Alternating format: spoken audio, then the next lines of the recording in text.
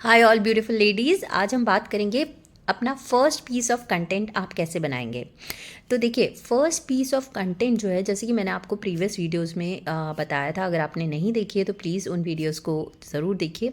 हमने बात की थी नीश क्लैरिटी के ऊपर।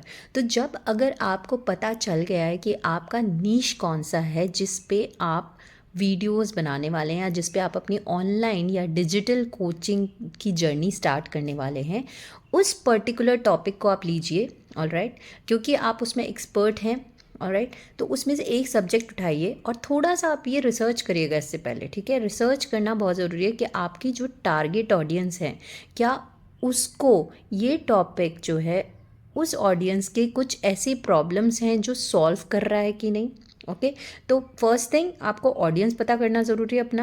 ओके, फॉर एग्जांपल मेरी ऑडियंस वुमेन है, तो आपकी ऑडियंस कौन है?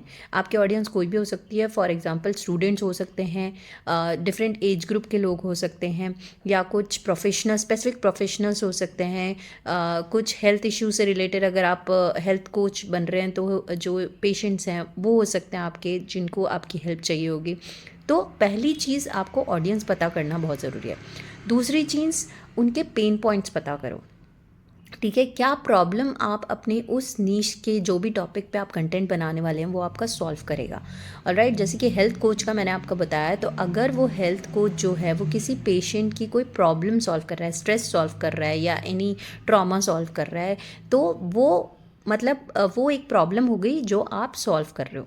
राइट, तो वो टॉपिक आपको पता होना चाहिए, ऑडियंस पता होना चाहिए, पेन्स पता होना चाहिए। ठीक है, दो चीज़ें हो गई।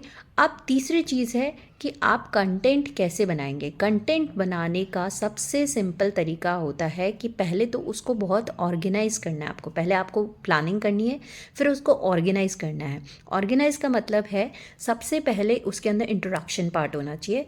दूसरा, मेन पॉइंट्स होने चाहिए उसमें, क्या क्या आप डिस्कस करने वाले हो, क्या प्रॉब्लम्स और उनके सॉल्यूशंस देने वाले हो।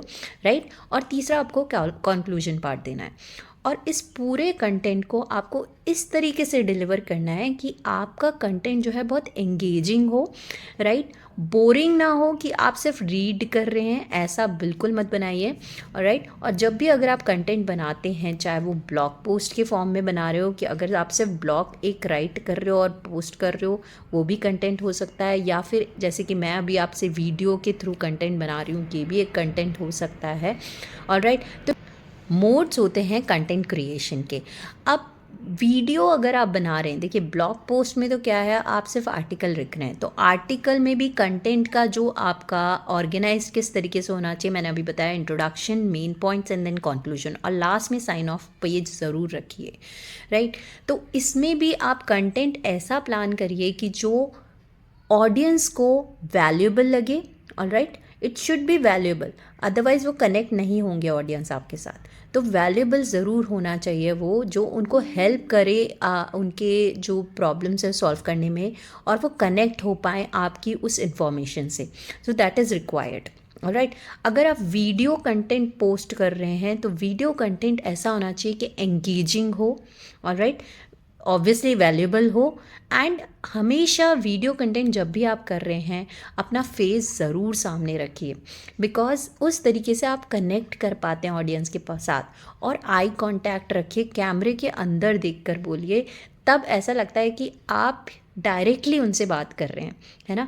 तो वो कनेक्शन होता है।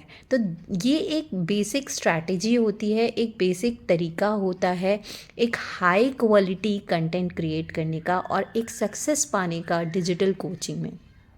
इसके बाद की जो जर्नी होती है कंटेंट क्रिएशन के बाद, वो होता है प्रमोशन करना। उसके बारे में हम बात करेंगे नेक्स्ट वीडियो के अंदर। तो अभी अगर आपको और कुछ जानना है कंटेंट क्रिएशन के बारे में, तो कमेंट करिए इस वीडियो के नीचे और मैं आपकी हेल्प करूँगी। जॉइन माई सबस्टैक ऑल्सो, अगर आपको और इन्फॉर्मेशन जाननी है तो सबस्टैक का लिंक भी इसके नीचे है, वहाँ पे आपको डिटेल पोस्ट मिल जाएगी इस पर्टिकुलर वीडियो के ऊपर, इस पर्टिकुलर टॉपिक के ऊपर। So till then, thank you and bye.